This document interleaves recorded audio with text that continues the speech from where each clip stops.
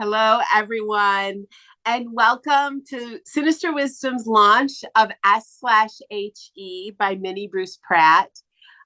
This evening, we're both celebrating the reintroduction of this book into the world and remembering the life and work of Minnie Bruce Pratt. So it's both joyful and bittersweet. My name is Julie Enzer, and I'm pleased to welcome you to this evening's event on behalf of everyone at Sinister Wisdom. As we begin, it is our custom to spend a moment for land acknowledgement. In the United States and around the world, many of us are on occupied, unceded land. I am in what is now Dover, Florida, the traditional homelands and territories of the Seminole. I invite everyone to drop into the chat your location and acknowledge the land on which you live. As we think about colonialism in our own countries, I know many of us also think about the ongoing conflict and war in the Middle East. In this moment, may we pause in solidarity with all who are mourning the loss of life, all awaiting the return of hostages, detainees, and political prisoners, and for an end to occupation. May we all raise our voices for peace and dedicate our labor to achieve it. I want to thank so much our co-sponsor, Karis Books and More, for joining us with this event. Minnie Bruce Pratt loved Karis Books and More, and it is an honor to celebrate the publication of her Sapphic Classic, S/HE, with our friends at Karis Books and More. You'll hear a little bit more from them when you hear E.R. Anderson, our first reader this evening. A brief word about Sinister Wisdom. If you are not familiar with Sinister Wisdom, we are the oldest quarterly journal of lesbian literature and art. Sinister Wisdom started in 1976, and we've been publishing consistently since then. If you are not currently a subscriber, I encourage you to sign up for a subscription today by going to sinisterwisdom.org/subscribe. A group of monthly sustainers are vital to Sinister Wisdom. If you're able to give monthly, please sign up as a sustainer at sinisterwisdom.org/sustainers. We send out emails every month when sustainer gifts come in with behind the scenes details and new information about what we have coming in the journal. And lots of exciting things are happening this year. I'm excited to share them all with you. Now we turn to our program. Thank you for coming to celebrate S/HE and Minnie Bruce Pratt. You should have all received, if you're a subscriber to Sinister Wisdom, you should have received a copy of the journal as a part of your subscription in early December. This evening, to launch the book, we have 8 people reading from it.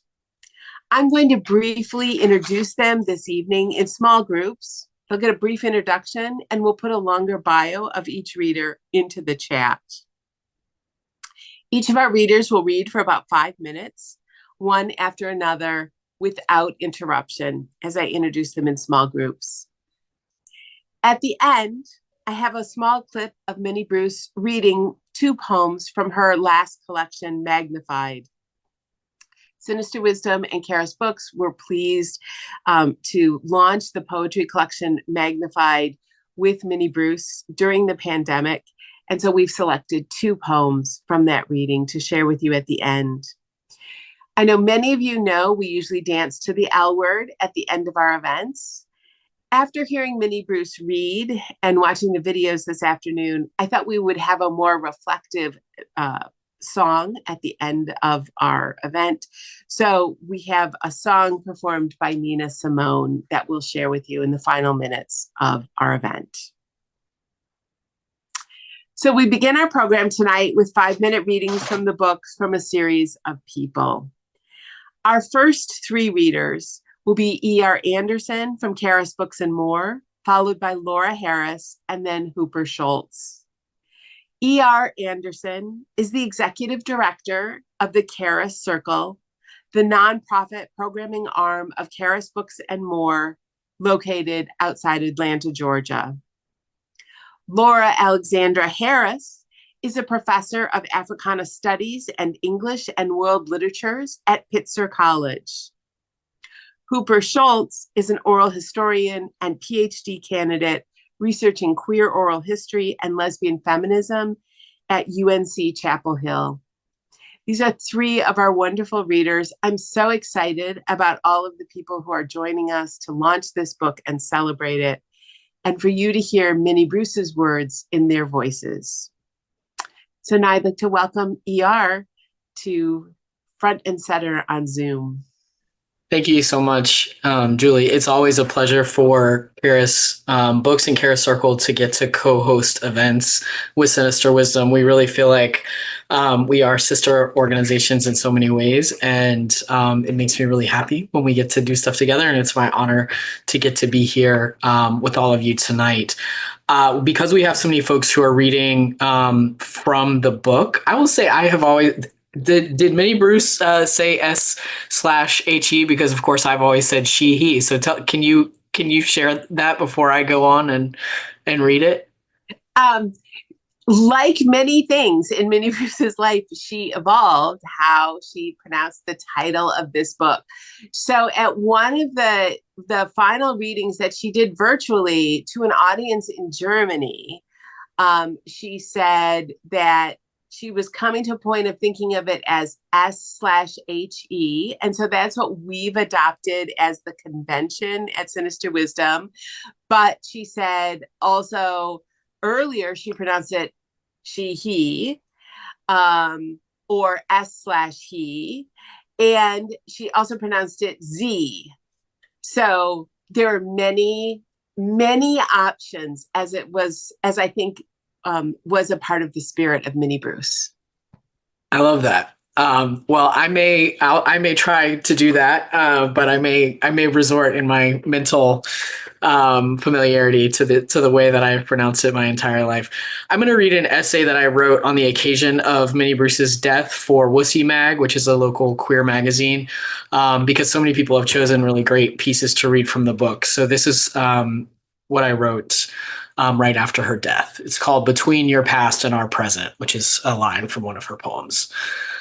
Tucked among the photographs of dead grandparents, beloved aunts, and several long-gone dogs on my makeshift altar in a gilded frame is a picture of two people who are not blood to me, but who are among my closest kin, Leslie Feinberg and Minnie Bruce Pratt. The photo was taken by Atlanta activist Sir Jesse McNulty at a joint reading by Pratt and Feinberg, Minnie Bruce, and Leslie to me at Charis Books and More in 1995. It would be another 3 years before I became a bookseller at Charis. But in this picture, they're frozen in front of bookshelves I would dust and straighten hundreds of times over the next 20 years. Leslie stands, mic in hand, all in black, practically blending into the podium, one powerful column of a human being. But in this image, it is Minnie Bruce who I love, seated with her writing stacked on her lap, maybe waiting her turn or perhaps having already read, her 90s high femme floral dress riding up just enough to show the thick bottom seam of her black lace slip. She looks at Leslie as though Leslie was making the world anew with her alone in that moment, as though there were not 75 people just outside the frame of the photograph, watching them loving each other into existence. On July 2nd, 2023, Minnie Bruce Pratt died. In mourning her, I return again and again to the model of love and loving she embodied in her work on the page and in the world. Like Leslie Feinberg, I'm a white, trans butch who moves among strangers like a cis straight man. Like Leslie, I prefer to remain queer and complicated even when it hurts. I like women whose gender is femme, women who, like Minnie Bruce Pratt, understand that lesbian is as capacious a category as queer when you say it right. I first read Leslie's Stone Butch Blues when I was 15, and it was the book that gave me back to myself. But it was when I read Minnie Bruce's S/HE 5 years later that I discovered I might have something beautiful to give of myself to the women I loved. S/HE is Minnie Bruce's 8th book, a short-form midlife memoir about the way that loving Leslie, a transgender warrior, undid everything she knew about loving herself and the world. Were Minnie Bruce any other author, it would perhaps feel unfeminist to write about her through the lens of one romantic relationship or one book. Each of her books, from Yours in Struggle, Three Feminist Perspectives on Anti-Semitism and Racism, to We Say We Love Each Other, to her much lauded Crime Against Nature, all the way through to her more recent work on class, imperialism, and grief, cut a path so that other people might move more freely. But S/HE was my book. It was the one that set me on fire and taught me to celebrate what remained in the ashes. S/HE is a love story of two fully formed activists who already have tested their theories in the world, yet are surprised to find how much they have left to discover. Minnie Bruce had already written her most intimate political truths for almost 2 decades by the time S/HE was published. When she came out as a lesbian and divorced her husband in 1975, a North Carolina judge denied her custody of her 2 young sons on the grounds that her lesbianism made her an unfit mother. The devastation of the loss of her sons and her sense of otherness as a lesbian and feminist opened the door for her to question everything she knew about womanhood, whiteness, class, and Southern identity. If her earlier essays, such as Identity, Skin, Blood, Heart, express an almost visceral yearning for cross-racial and cross-cultural feminist community and solidarity, S/HE proclaims even more confidently that the only anti-racist and feminist theories worth a damn are the ones that can withstand the crucible of being made flesh through the witness of love. In S/HE, queer trans love is both transmogrifying and transfiguring. It makes us strangers to our homes and families and creates new constellations of liberation we'd never before imagined possible. I don't know a single transmasculine person of a certain age who was not made more beautiful and more powerful by reading S/HE. In taking the prism of Leslie's transmasculinity and holding it to the light, Minnie Bruce allowed the rest of us to see our sharp edges, our rainbows. She was the first person to show me that embodied transmasculinity could be a lens that enhanced, not detracted or distracted from, the practices of feminism and anti-racism. Minnie Bruce understood that some of our deepest wounds as trans people come not from the outside, from fundamentalist bigots like the ones we currently face in our government, but from our fellow feminists and queers who believe we detract from more mainstream political goals. Minnie Bruce joined Leslie and other trans lesbians in 1999 to organize Camp Trans, a response to the Women Born Women exclusionary policy at the Michigan Women's Music Festival. Protesting the policy was a radical and unpopular choice within the majority of lesbian feminist culture at the time. Seeing photos of her there, arm in arm with Leslie and dozens of trans women, made me feel like there was a place for me in lesbian and queer culture.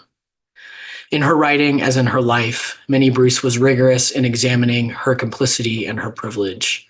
She understood the foundational violence done in the name of white womanhood, and she recognized, much earlier than many other feminists, that a feminism that excludes or antagonizes trans people is not going to protect or liberate anyone.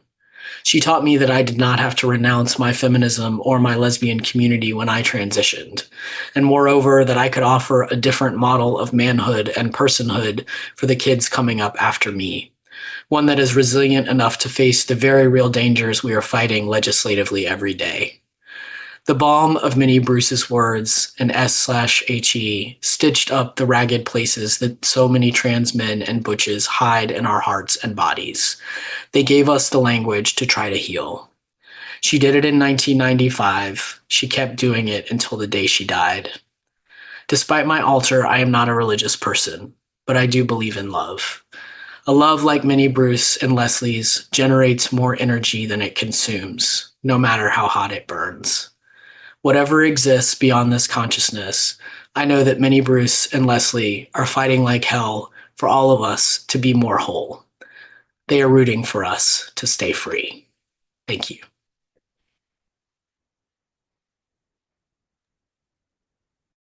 Thank you. That was wonderful. Thank you for having me here. I'm really glad to be here and to be able to read the Minnie Bruce Pratt's words. One of the questions that we were to answer or things we were to speak to are the influences, and there are many that Minnie Bruce Pratt had on me. But in reading S/He, I'm reminded of the formal. Can you hear me? Can you hear me? Oh. Is that I love her vignette writing. I love the vignette as a form, and Minnie Bruce Pratt is one of my favorite vignette writers. All right, I'm going to read the piece entitled Sister on page 37 of the text. Thank you. All the way south to the conference in Florida, I leaned forward from the back seat to argue with her, the passenger in front. She sits reared back, stubborn, her poofed, bleached, lacquered hair, stiff as a backbone. I am talking to her about women's oppression, male supremacy, sisterhood, my arguments based on the book I've just read. Her mouth purses in disapproval. She has the style of some girls in my high school, wears frilly Sunday go-to meeting clothes, too feminine for the university where we teach. We both have our jobs because some of the other women graduate students organized and demanded that teaching assistantships be awarded by sex in proportion to male and female enrollment. Before that revolt, almost all the jobs had gone to men, supposedly because they had families to feed. She has 4 children and no husband. She married out of poverty at 14 and left her husband just a year or 2 ago in her mid-20s, my age. I have 2 children and a husband I married 3 months out of my teens.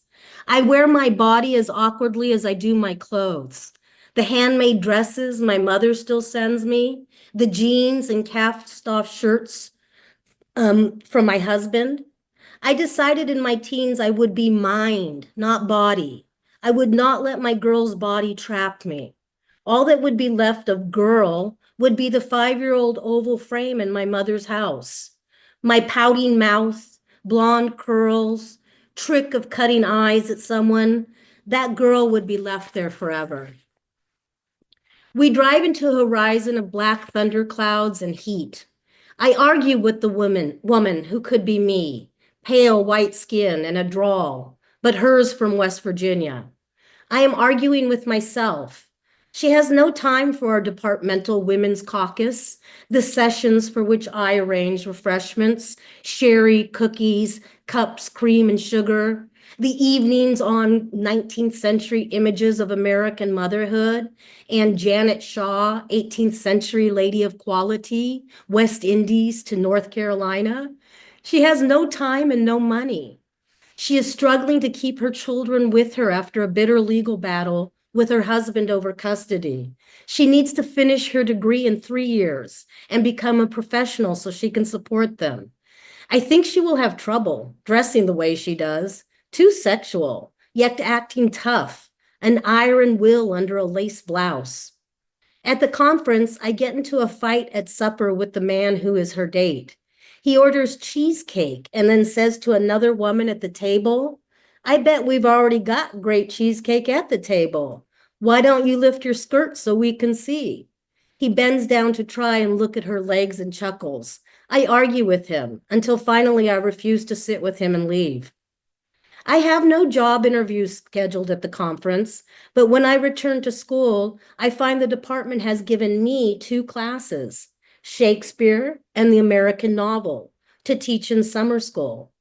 In my journal, I note with glee that I am beginning to feel professional. I hardly see my companion from the car after our return. I hear she has complained to some men in the department that she rode all the way south and back with 2 women who hated men. That spring, I go into a Great Depression. I sleep too much. I drink too much.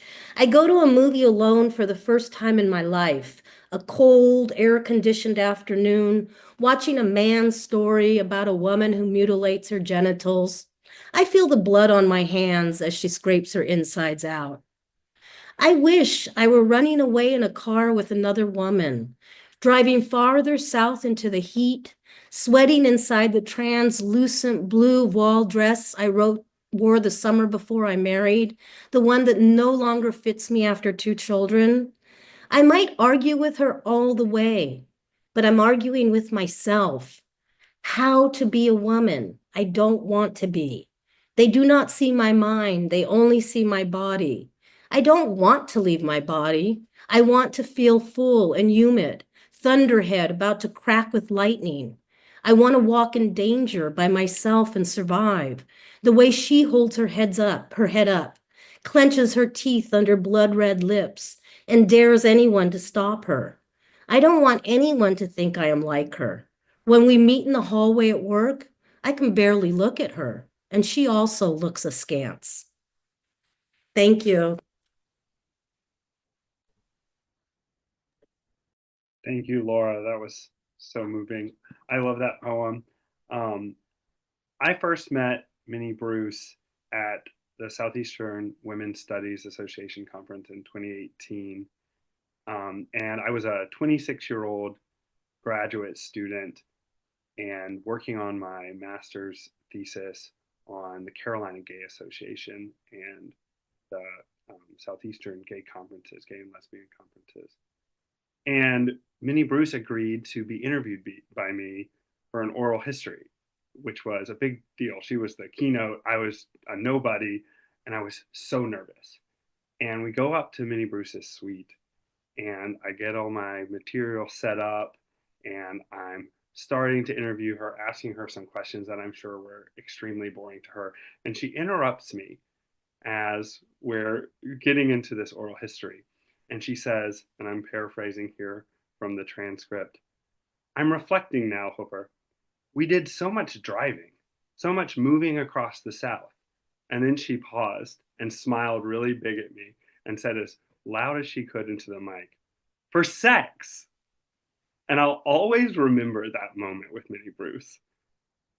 I also have been thinking a lot of, as I've been reading through S/HE, about how important driving and movement is in so many of these poems. I chose Cornfield, and I'll read that in a moment. But I also love that Sister is about driving, about conversations that happen in the car. And I recently had the opportunity to talk with Chris South about her relationship with Minnie Bruce. And Chris talked so much in her interview about how much driving they did, driving and talking, driving to see each other. So I've just been thinking about that, about movement, about maybe destinations, but also the journey, and about the space of a car for conversations, for hard conversations, for change. So that's what I've been thinking with Cornfield. It's on page 54. On this night of the full moon, I've come with my old friend to celebrate my getting older, my birthday. We've had supper at the Southern Grill, a diner at a crossroads that has nothing else but a gas station. The restaurant's slogan is "Love at First Bite," the perfect setting for a lesbian gothic vampire movie. As we leave, 4 blue-haired ladies in a booth by the door are saying, "She lies in bed and mumbles, except now that it's getting towards the full moon, she'll be howling. I don't know how she stands it, being alone with her in that big old house." The harvest moon is low and yellow over the cornfields as my friend and I drive deep into the dark country. I tell her of the nights I've wanted to howl, bereft of my body. Why did it take me so long to know what I desired? Fumes of alcohol in a claustrophobic house. I was a girl saturated with numbness. Outside was the only safe place to be.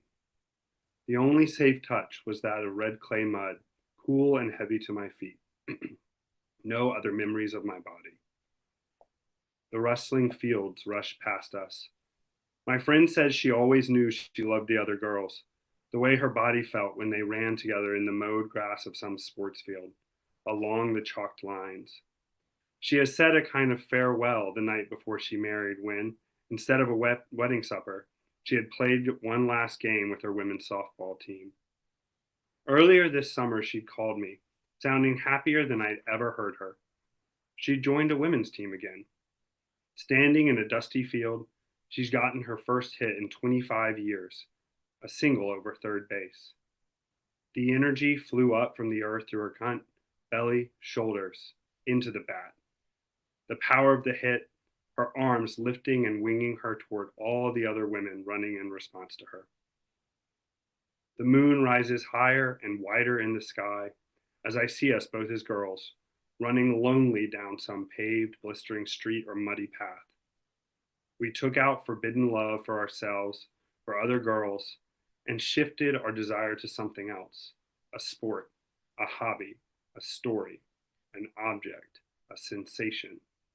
We took our bright, dangerous energy, the crescent horns, the blade, and hid it somewhere so safe we almost could not find it again.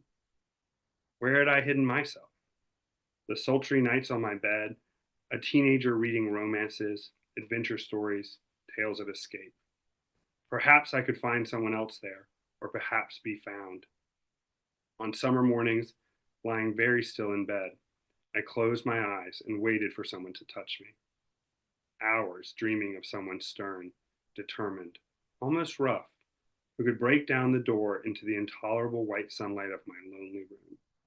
Then I would be seen. Then I would be made translucent with desire.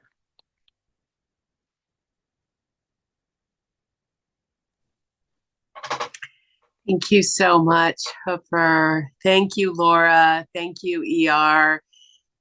It's so gratifying to see these voices coming together in tribute to Minnie Bruce, because it was really so much of it came from my imagination, and seeing it happen now is lovely. Our next batch of readers will be Sai Hang, Belle Pitkin, and Amanda Mixon. Sai Hang is an assistant professor of English at Lease McRae College, working on their book proposal, which includes a chapter on Minnie Bruce Pratt and her work with Feminary. Belle Pitkin is a multimedia artist who works primarily with photography to explore notions of archive, family, and queer identity. Amanda Mixon is a psychotherapist in training and professor of literature and gender and sexuality studies living in Austin, Texas. We'll drop complete bios for these three into the chat so you can find out more about them. And now we welcome Sai. Hey everybody, I just want to show you all my nice Firebrand copy of S/HE, and out of it fell this lovely photograph, this classic Robert G.R. photograph. So that was exciting. I was there at that conference that Hooper was at, and I remember his just utter excitement and honestly astonishment that she so willingly agreed to do that interview. That was the first time I met her too, and she is a complete force. I was, whether she was talking to one person or an entire room of people, she would just kind of move between the most serious and the most raucous topics, and we would be there. It would just be all part of the same universe, and we would just be there for the whole thing. A lot of her writing about sexuality means a lot to me. Just really, and I'm thinking back to one of ER's beautiful lines. He said, loving each other into existence was a big part of what we do. And a lot of that is through that physical intimacy, right? And those terrors, that transcendence that can come from asking for what you really actually want, and not just what you think you should want. And so that's something that, her writing I return to again and again for that purpose. So I'm going to read Camsel, which in this copy anyway is on page 69. All right. We sit on the floor, your back against the couch and me between your legs, my ass resting against your trousered thighs. You say, take off this pretty thing, lifting one strap of my lace camisole. You ask if I'm cold as you rub my shoulders and arms with lavender oil. You breathe harder, the pulse of your chest light against my naked back. Your starched shirt wraps my skin, friction of thin cotton. Your breath quickens as you bend to bear me away. Your left arm curves across my shoulder and throat. My face flushes, almost a hot flash, the shadow of an old blush. I let myself lean back. You take the edge of my ear in your warm mouth. I lift your hand and lick each finger and the webbing between and wonder when to mention safe sex.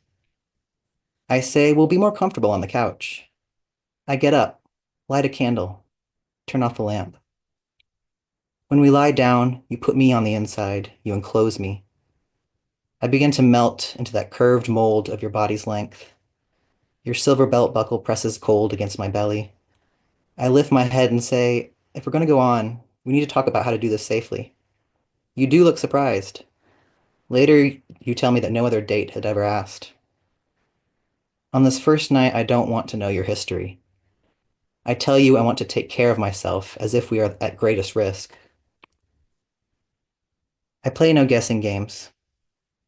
I do not hide myself from you coyly. I am lying on top of you. Your skin smells like smoldering sage leaves. My skin begins to blaze and I uncover myself. I am a woman turning her past inside out. I am a woman without shame. In the warm shadows, I calmly talk to you, almost a stranger, about what I want. Later, after finger cots and latex gloves and saran wrap slippery with lubrication, and a dildo harness with its condom, you say to me, I'll give you anything you want in bed. It's the only place in the world where I can do that. And I will. In the morning, I sit naked on the couch, sunlight hot on my back, the camisole crumpled on the floor.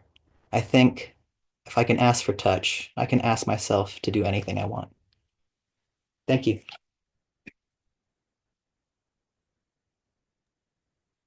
Hi, everyone.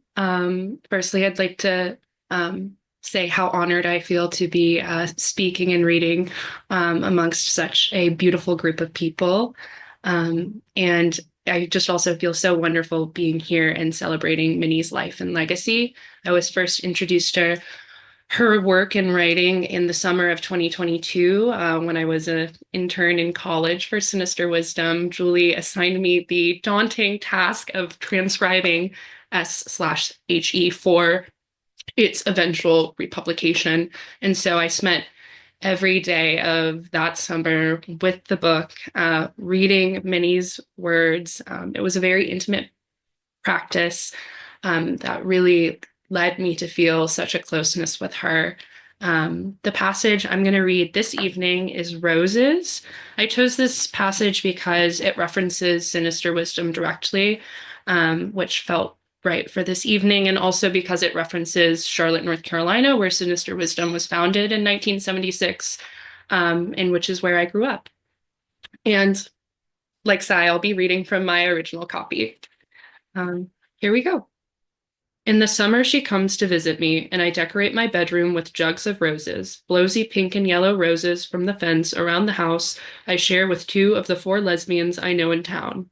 I pick her up at the bus station and bring her to my room where I burn candles and sandalwood incense, and we slide between my cool sheets.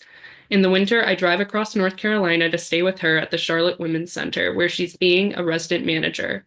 We lie in bed next to the radiator, naked in the steam heat, and she says she plans to change her name to something warmer. She tells me a story about the mountains, how one morning when she drove to work, it was so cold and early that the clouds froze and the bare tree branches, arms full of snow roses. She's a writer who's been telling me stories since I met her at the state's women's conference. She was the only woman there who spoke as an out lesbian. She's a skinny, flat-chested, tough blonde butch who is also the mother of a boy child. She brings me roses when we go out on a date. Our evenings are nothing like my college blind dates, like the ones with that Kappa Alpha frat man who reminded me that Robert E. Lee had been a KA too, and then silently handed me his whiskey bottle in a brown paper sack to hold while he drove. Nothing like my dates with the Theta Chi president who needed a sorority sweetheart in time for the homecoming parade. Me in a red wool suit, weaving from the back of his convertible a dozen red roses in my lap. On our evenings together, she and I talk politics and words. What is lesbian? What is revolution? She knows the drastic dykes, the women I expect to show up at meetings in black leather jackets and chains. Instead, they wear jeans and flannel shirts and hippie dresses. She writes for a local lesbian literary magazine, Sinister Wisdom. I think she knows more about being a dyke than I do. Is that because she's a butch? We don't talk about this. We don't talk about masculinity. We just talk about ending oppression by men. Sometimes we talk about how we should both drink less, and then we do for a while. When I drive down to see her, I wear a blouse open over a man's white undershirt. When I pay for my gas, the attendant points to a 16-wheeler in the lot and asks, "Is that your truck?" If he's joking, I don't care. Maybe I can drive into a third space that is lesbian, not woman or man. I'm ready to live outside of femaleness, the hedge of roses, thorny and beautiful, that has encircled me wherever I've sat waiting. Once, when I tried to write my way out, the poets who are men said to me, beauty is its own excuse for being. Now I make poems for her where vulva petals turn into blade-sharp teeth. I caress the edge of her sex with my tongue. But one evening after we've made love, after we've both been drinking too much, she says to me, you're so good at this, you could sell it. I am speechless with rage. I have no way to reply. Roses are sold on the street. Are bruised petals, furious thorns, the same as paper money crumpled in the hands of the seller? Thank you.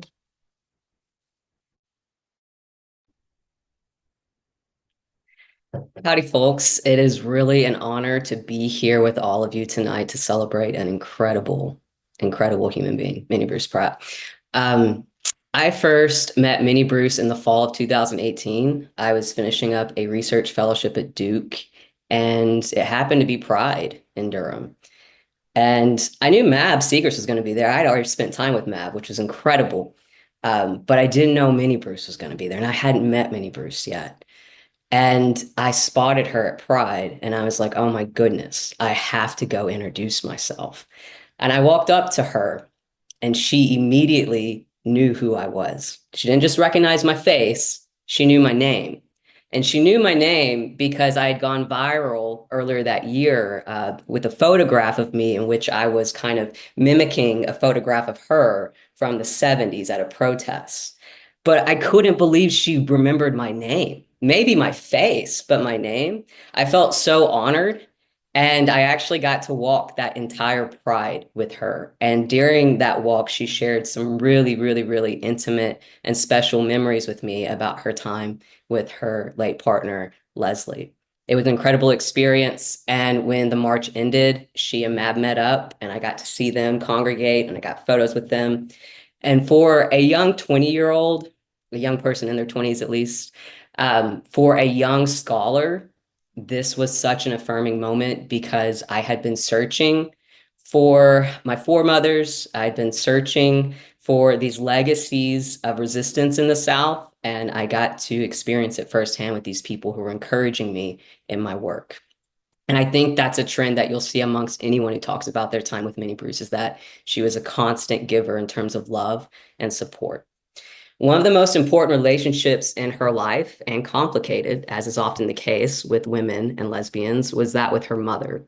So tonight, I want to read the vignette called Mama, which is on page 64.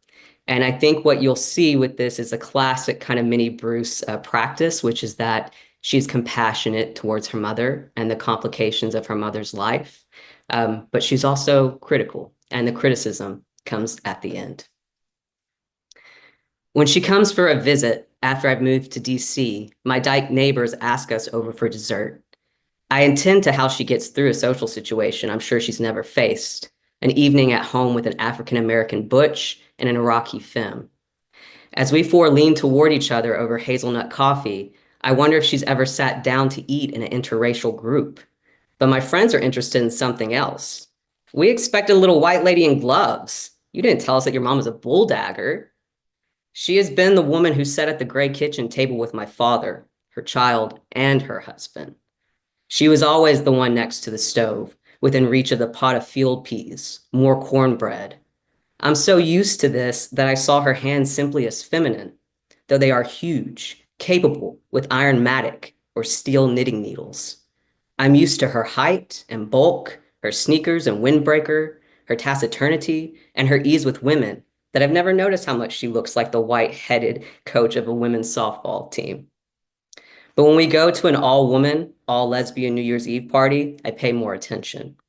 Mama, heated with wine, in a purple sweatshirt and a mask of extravagant feather, fast dances and flirts with a red-headed Mary femme, and then with another woman, nimble in cowboy boots. When I ask her which women she liked, she says simply, they're the ones who asked me to dance. The next afternoon at the New Year's dance reception, she is stiff, self-conscious, as women mill around her. Afterwards, she reminds me that she is always shy in crowds, and I see how she would lean awkwardly against the corner of a bar, watching the women play pool maybe a glass in her hands to give them something to do. Later in the week, as we cruise the shopping malls, she exclaims over the beauty of the women who saunter past, but only the ones who are small, energetic brunettes. She says they remind her of the woman she goes to basketball games with, whose forceful driving she much admires.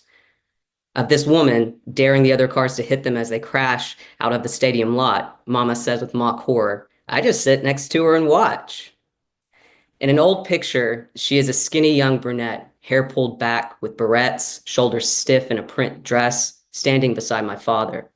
She says of herself as a bride, I was so little then, he could put his hands around my waist and they would meet. In that moment, she looks femme to his butch, but in another photograph, walking in wartime downtown Birmingham next to a woman friend, she strides masculine and severe in skirt suit.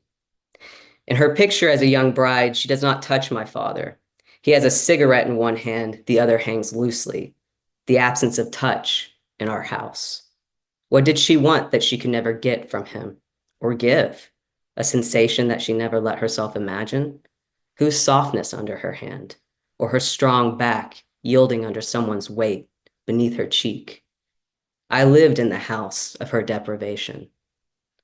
As we walk between stores, still glittering with the fake opulence of the holidays, as we settle into a table at the food court with 10 international Americanized cuisines, I develop a half-serious theory to explain our years of difficult interactions. Maybe a butch mama usually raises a femme daughter, but they can't be buddies.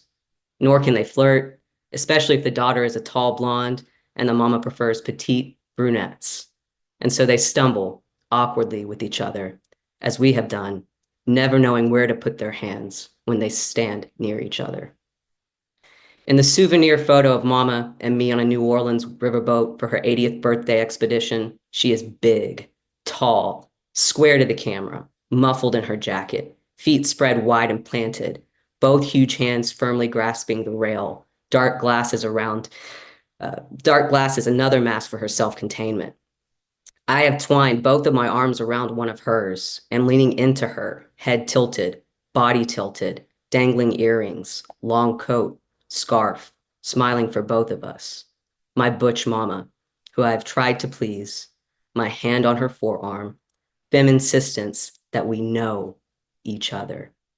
My butch mama, who has sat next to me at her kitchen table and told me, shivering, how much it disgusts her that I am a lesbian. Thank you.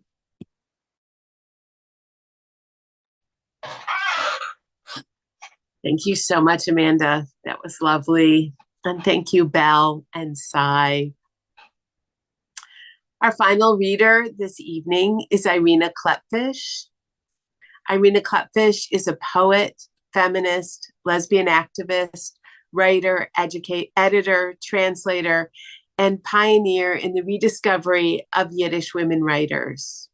Irena and Minnie Bruce were close friends at the end of Minnie Bruce's life. Irena, please talk with us. Thank you. I just want to thank everybody for including me in this memorial. This is it's very wonderful, and it's also very painful, I have to say. Minnie Bruce and I knew each other over decades. I mean, we were about the same, approximately the same age. She was a little bit younger than I was. And we kept bumping into each other. We knew the same people. We attended a lot of the same protests. We invited each other to do readings together at various points. But I would say that we remained kind of acquaintances rather than friends until just a few years ago. And I've been trying to figure out when this changed exactly. And I have a feeling that Julie Enzer was part of this and somehow bringing me and Minnie Bruce together. And it was a really interesting and really wonderful gift to me. It's very hard, I'm almost 84. I met Minnie Bruce about 4 or 5 years ago. I say met because I meant our friendship. It's very hard to form friendships that late, new friendships.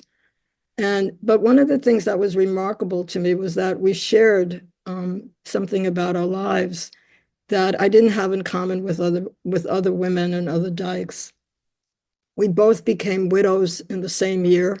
My partner that I was with for almost over 30 years died in 2014. Leslie died in 2014 as well. So we were both widows when we met, and we both had partners who were very ill for many, many years, and we were caretakers, and we shared that. And we also shared the fact that we wanted to be artists and activists and have our own active life. And the complications of all of that was really, some of that was the substance of our friendship, that we really bonded over it. She was very, very generous. She gave me a kind of ear that I didn't have from many other people. And I was constantly impressed by her dedication to her activism, which I'm hearing echoes here, because one of the things that Minnie Bruce always said, and I was always amazed about this, she would go somewhere to some event, whether it was a conference or a protest somewhere, and I would ask her, well, how was it? And she would tell me, and then she said, and then I met with the young people. She always said that. Then I met with the young people. She was very, that is not condescending. She was very conscious of trying to build and help the next generation and try to be of use to them. And I found that very, very moving. And it's sort of reflected in a lot of the things that people are saying today. Some of you are saying today. I miss her horribly. I mean, it's hard for me to even wrap my head around the fact that she died just a year and a half ago. One of the things that I admired about Minnie Bruce is her ability to just question things all the time. She was very big on questions to herself and to others.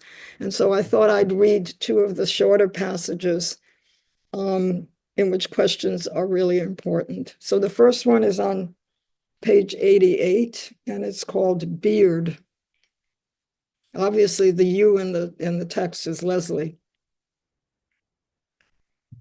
In the grainy black and white video, a young dyke with a face smooth as an eggshell smears lather on her cheeks and neck, draws a razor across her face and throat. She talks to the audience. I asked a girl to marry me, and she said, girls can't get married to each other. The actress strokes away her imaginary beard with another flourish of the blade and adds, so I waited to become a man. I got tired of waiting. Waiting gets tiresome.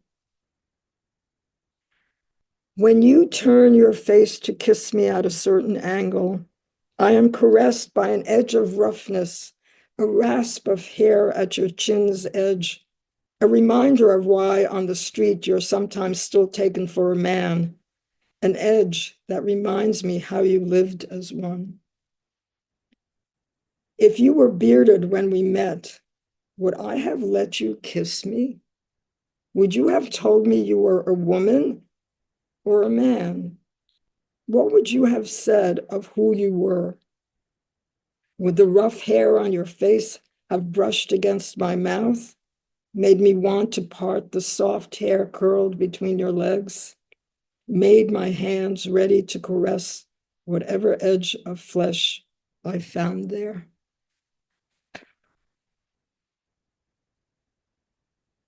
This is called Husband. The man sitting next to me on the grass at the March on Washington asks, is he your husband? As I return from kissing you, as you step down from the microphone. On stage, a drag queen in beaded white chiffon is ferociously lip-syncing and tail-switching in answer to the introduction you have given her. Praise from a drag king resplendent in your black-on-black suit. In the audience, I hesitate over my answer. Do I change the pronoun and the designation of husband? Finally, I reply, yes, she is. He hesitates in his turn. He hasn't gone through the operation. The complexity of your history crowds around me as I mentally juggle your female birth, sex, male gender expression. I say she's transgendered, not transsexual. Up on stage, Miss Liberty is reading with sexy histrionics and flourishes of her enormous torch, a proclamation from a woman who is a US Senator, a speech that trumpets and drums with the cadences of civil rights. The man blinks his eyelashes flirtatiously, leans toward me, whiskey on his breath, waves his hand at his companions. We're up from North Carolina. Then femme to femme, he begins to talk of your beauty. He is perfect. If ever I wanted a woman, it would be someone just like her. With innuendo, an arch look, he gives truthful ambiguity to what he sees in me, in you, something not simply about gay rights. The Queen whispers in my ear with his sharp, steaming breath, don't let her get away. Hang on to him.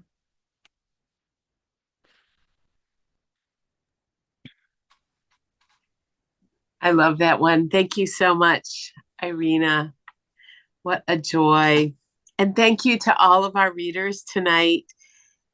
It's been lovely to celebrate S/HE and the life and work of Minnie Bruce Pratt with all of you. The book is available from Sinister Wisdom on our website. We'll drop that in the link. It's also available from Karis Books and more, and available at any local booksellers that you know of. We will make the video for this evening's event available on the Sinister Wisdom website by the end of the week, and we'll put that link in the chat as well. I want to draw your attention to two events before we have our closing reading video by Minnie Bruce. We have lots of Zoom goodness this spring. Our next event is on Tuesday, February 18th at 7 p.m. and it's titled More Love, Lesbian and Feminist Publishing in the 2000s and 2010s. And if you are physically located in Western Massachusetts, please join us on Tuesday, February 25th at 6 p.m. at Bookends Florence for another reading and celebration of S/HE with the writers Andrea Lawler, Jen Mannion, and Jack Geiseking. It's going to be an incredible in-person evening. I hope to see you at future Sinister Wisdom events. You can keep up with us at sinisterwisdom.org/events. So we're going to end this evening, as I said at the beginning, by hearing Minnie Bruce read two poems from her collection Magnified. This video is from the launch of Magnified that we did when the book was published by Wesleyan University Press. Then after that, about 2.5-minute reading of those two poems, we'll listen to Nina Simone perform the song, I Wish I Knew How It Would Feel to Be Free. When the song ends, I'll end our evening together on Zoom. Thank you so much for joining us, for celebrating S/HE, for remembering Minnie Bruce Pratt, and continuing to keep her work alive in the world.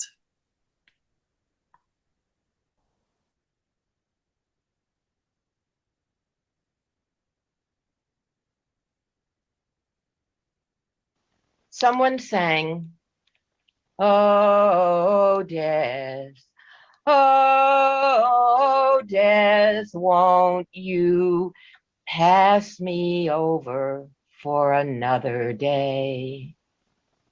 Someone said, I dreamed of you last night. I dreamed you were telling me your whole life story.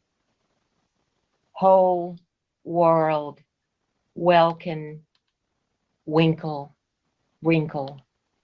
The loop of time holds us all together. The pile of laundry on the bed, you folding socks one inside the other. We have had this day and now this night. The clothes are put away, and from the bed we see the moon folding light into darkness, not death.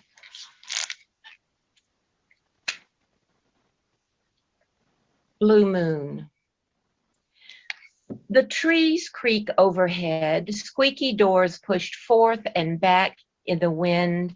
On the porch, we watch the moon rising from whisper to guess, to peach, white, then blue. Once in a blue moon, a love like this comes along. We weren't standing alone. Lots of people, a room vast with politics, and that ex-lover playing Catch My Eye. You read us a story, the one who had been you, a past, the one who had been me, your torn shirt, my needle's eye. We had been alone. We had read what the other had asked. The light shone on the pages, your face up tilted in the glare. Glory, mirror, future. Later, I knew you were looking up at me. I knew you. You knew me. We looked at each other, shining on each other, shining on sun, sailing on moon.